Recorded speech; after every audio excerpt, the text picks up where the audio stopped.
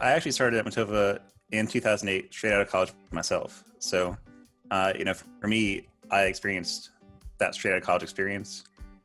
And what I did not expect at all, is that within like the first year working here, I was working on projects with companies that I've now, like any of you guys would have heard of. So like Dropbox, and then Slacker Radio, Cisco Systems was one of the first projects I worked on. So really the variety of projects and just being able to work on such big projects so quickly out of college was very interesting to me. But it wasn't like they just like put me on that and said go. It was, we had other people, developers that were able to help me really learn so much faster than I learned in college. I'll say that, in my course in Metova, I've actually worked on so many different projects. I probably couldn't name half of them. I'd guess, upwards of 50 or 60 projects. And the advantage that's kind of given me is that I'm able to I have a lot of broad knowledge on many topics on mobile development. And most of my projects have been in the area of entertainment and audio. So I'll say I have some deeper knowledge in those specific areas. But I really like with the agency, being at Metova, I have knowledge of Bluetooth. I have knowledge of, the streaming media. I have knowledge of advertising. I have knowledge of just so many areas that I wouldn't have if I was just working on a single project. I mean, I think back to any one of our projects and, it's very strong around certain aspects, like very strong around finance or healthcare. But being able to work on so many of those, now I just have broad knowledge in all those topics. Well, one thing to stress is that Metova is founded by developers. So we're by developers for developers. So with that mindset, we've always kind of had that progression from you enter the door, maybe you're a junior or an intern, and you're always looking for that sort of insatiable path of learning in the engineering world. So with that in mind, we've always tried to foster that growth by giving you opportunities to become billable on projects more quickly, but also allowing you to raise your hand and say, hey, I'm really interested in IoT. Could I maybe get some experience with beacons? And we've always done that for our team. And that allows you to develop your skill set in a way that's more personal to you instead of just following some book that an HR team puts together. So we've always had this collaborative growth potential within the company. And that goes all the way from, the time you come in the door as an intern, or if you come in at mid-level and want to work your way up to become a mentor and a team lead. All of those things are possible at Metova.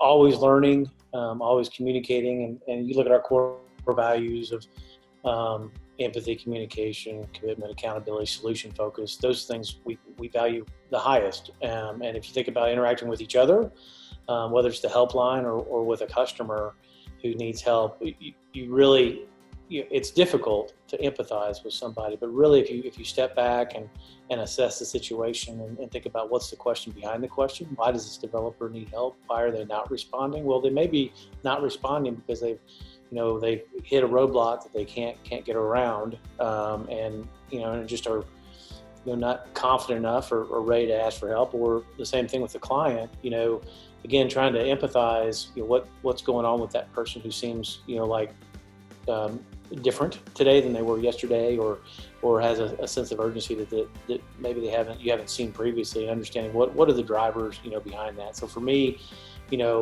just watching out for each other together, and then watching out in turn for our clients is really the centerpiece for our core values and anybody that joins the team.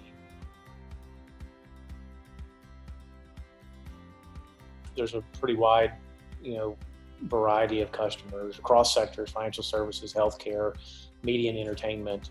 Some of them are large enterprise, some of them are early stage, some of them are multi-generational companies that are in place and are needing to move that company forward. So there's quite a bit of diversity as it relates to the types of clients that we have, and then also as you can imagine, as what I listed off there, there's, a variety of technology skill sets that are required to meet those needs, which, back to Scott and Andrew's point, gives, everyone the opportunity to expand beyond, whatever your core capability is, whether it's .NET or Android or iOS, and you want to learn IoT, or you want to learn Ruby on Rails or whatever it may be, you've got the opportunity to do that, because there's such a variety of projects coming through that are, the needs are very different, and the skill set to jump on the team, there's opportunities at every level.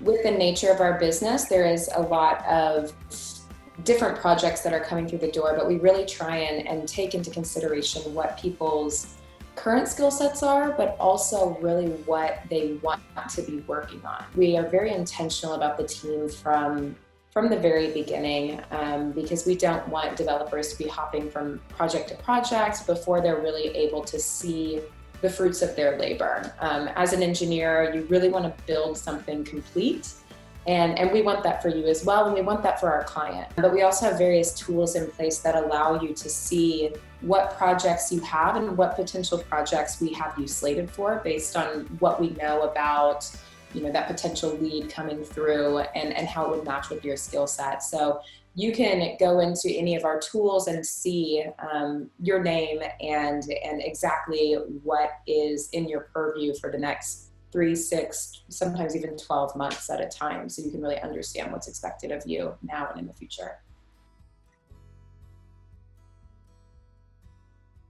There are sweet spots for us as an organization for the types of projects that work really well for us.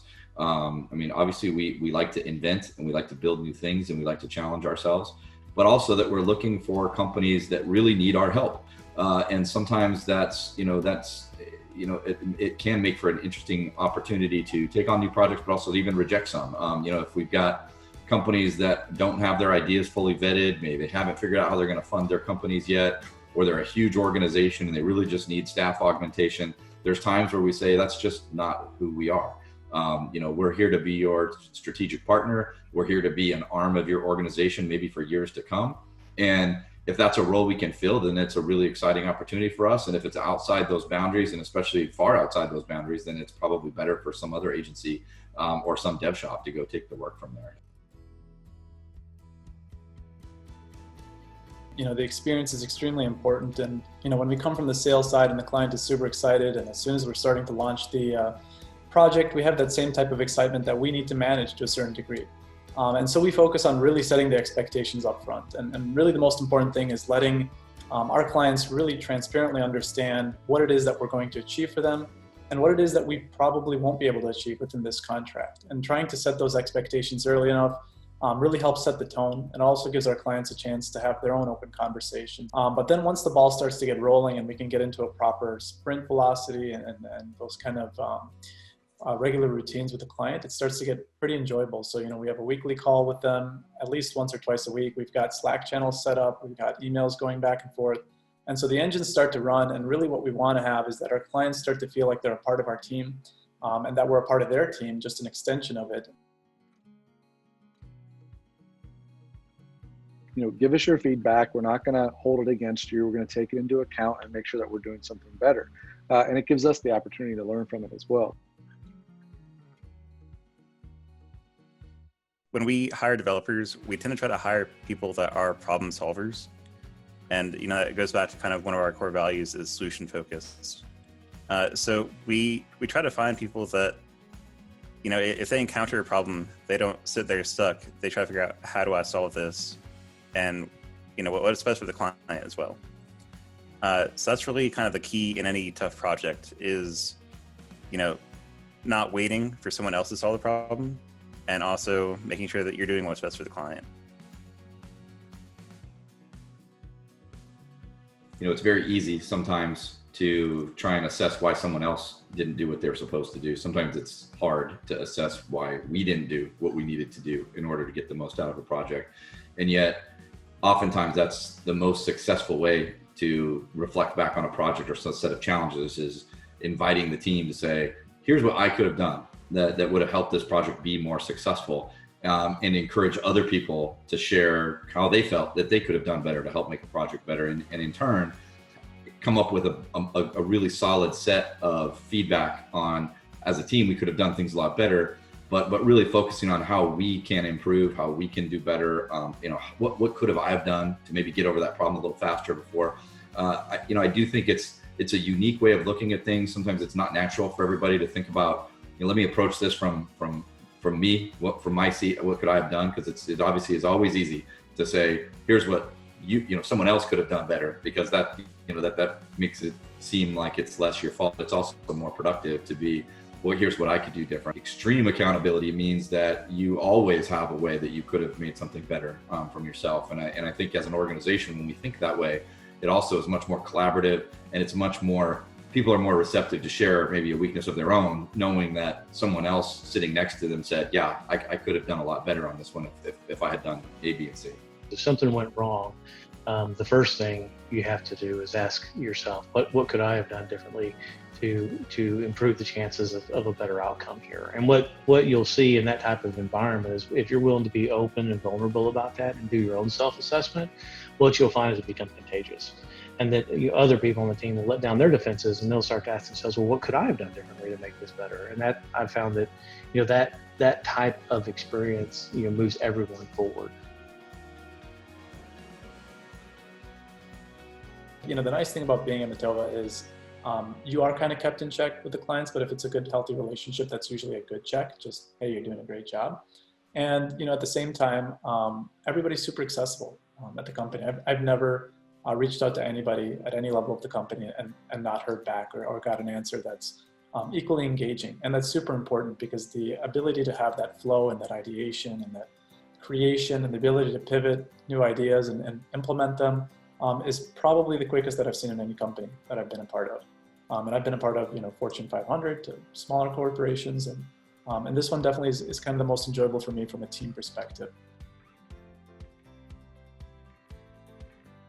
One thing that's really unique about Metova that, especially in today's time, has actually been an advantage to us is that we are all pretty remote. While we have some areas across the country that are more concentrated with Metova employees, we are all very remote, which means that we're all very good at remote communication.